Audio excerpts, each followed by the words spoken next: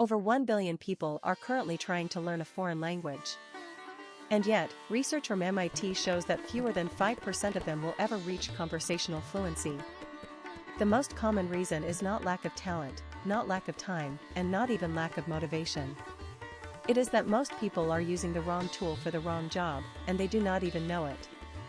In the next 10 minutes, you are going to get the most honest, data-driven comparison of the 10 biggest language learning apps on the market right now.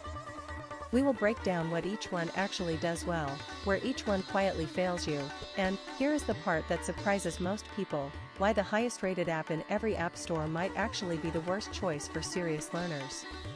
Stay with us, because one finding in this video will completely change how you think about your language learning routine. Language learning apps did not exist 30 years ago. Before smartphones, you had cassette tapes, phrasebooks, and expensive classroom courses. Then Rosetta Stone arrived in 1992 and changed the category by digitizing immersive learning. But the real explosion came after 2010, when smartphones became universal and developers realized that gamification could make people practice daily habits they would otherwise abandon. Today the language learning app market is worth over $8 billion globally, and it is projected to exceed $21 billion by 2030. The space has never been more crowded, more funded, or more confusing to navigate as a learner. So let us get into the actual comparison, starting from the bottom and working up. Number 10 is Pimsleur. This is an audio-first platform built entirely around spaced repetition of spoken phrases. Pimsleur is genuinely excellent for commuters and people who cannot stare at a screen. Its science is solid. However, it offers almost zero reading or writing instruction, and at around $21 per month, it is one of the most expensive options on this list. It works, but it is narrowly specialized. Number 9 is Mondly. Mondly offers augmented reality features and conversational simulations that feel genuinely futuristic. It covers 41 languages, which is impressive breadth. The problem is depth. Learners consistently report hitting a wall around the intermediate stage because Mondly's content library does not scale adequately into advanced territory. It is a great starter app but struggles to carry you further. Number 8 is Babbel. Babbel is designed and written by actual linguists, and it shows. Lessons are structured around real conversational scenarios: booking a hotel, talking to a doctor, ordering food. A 2020 study conducted by researchers at City University of New York found that 60 hours of Babbel instruction was equivalent to 1 semester of college Spanish. That is a legitimate credential. The downside is that Babbel covers only 14 languages and relies heavily on text-based exercises that some learners find dry over time. Number 7 is Busuu. What makes Busuu genuinely unique is its community correction feature. You complete writing or speaking exercises and native speakers of your target language correct your work. Real human feedback from real native speakers inside an app is rare and valuable. Busuu also offers official McGraw-Hill certification upon course completion, which has real-world weight. The limitation is that its AI conversation tools are still relatively underdeveloped compared to newer competitors. Number 6 is Memrise. Memrise leans heavily into video clips of actual native speakers using language in everyday, unscripted situations.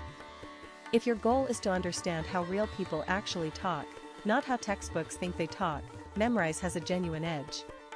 The spaced repetition vocabulary system is also among the best available.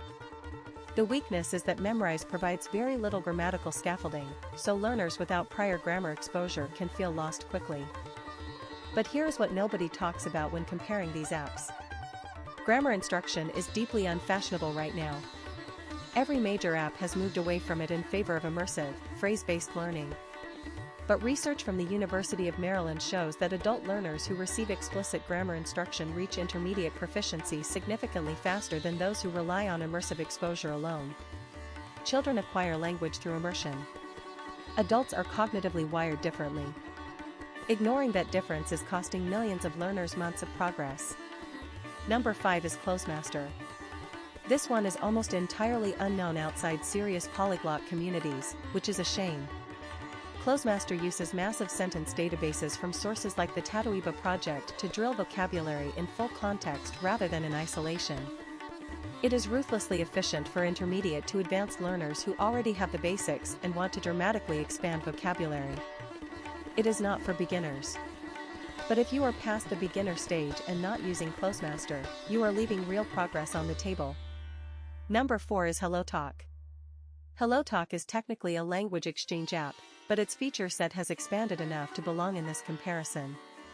You are matched with native speakers of your target language who want to learn yours, and you practice through text, voice, and video messages. The speaking anxiety that kills most learners' progress gets demolished fast when you are having real conversations with real people. The research is clear that output practice, actually producing language, not just consuming it, is essential for fluency, and HelloTalk forces output in a low-pressure social context. Number 3 is Anki. Anki is not flashy. It has the visual design of a 2003 website. But its spaced repetition algorithm is considered the gold standard in memory science, and its user-generated deck library means you can find pre-built vocabulary sets for almost any language, any proficiency level, and any specific domain: medical Spanish, business Japanese, legal French. Serious language learners from every corner of the polyglot community eventually find their way to Anki. The barrier is the steep learning curve to set it up effectively. Number 2 is Italki. Italki connects learners directly with professional tutors and community language partners through one-on-one video lessons. You can book a certified professional teacher for $30 per hour or a community tutor for as little as $5 per hour. Studies on second language acquisition consistently show that personalized feedback accelerates learning faster than any app can replicate alone. Italki is not an app in the traditional sense, but as a tool, its impact on actual fluency outcomes is arguably higher than anything else on this list. And the number 1 most popular app by download numbers, daily active users, and brand recognition is Duolingo. Over 500 million registered users. 40 languages offered. A publicly traded company valued in the billions. And here is the counterintuitive finding that this whole video has been building toward. Duolingo is almost certainly not the best app for serious learners. Multiple independent studies, including one from Queen's University Belfast published in 2020, found that Duolingo's gamification mechanics, streaks, gems, leaderboards, actually shift user motivation away from learning outcomes and toward game outcomes. People start playing to protect their streak rather than to actually learn. Duolingo themselves have published research claiming their app works, but independent replication of those findings has been inconsistent. That does not make Duolingo worthless. For absolute beginners who need an engaging, zero-barrier introduction to a language, it is genuinely excellent. But the research is clear that learners who rely on Duolingo alone plateau faster than those who use a more varied, output-focused approach. So what does the data actually recommend? The strongest results come from a layered approach. Use a structured curriculum app like Babbel or a tutor platform like Italki for core grammar and conversation. Supplement with Anki for vocabulary retention. Add HelloTalk for real human output practice. And use Closemaster to push past intermediate plateaus. No single app wins across every dimension of language learning because no single app was designed to. The apps with the best marketing budgets are not necessarily the apps with the best learning outcomes. The apps that are boring to use are often the ones backed by the strongest science.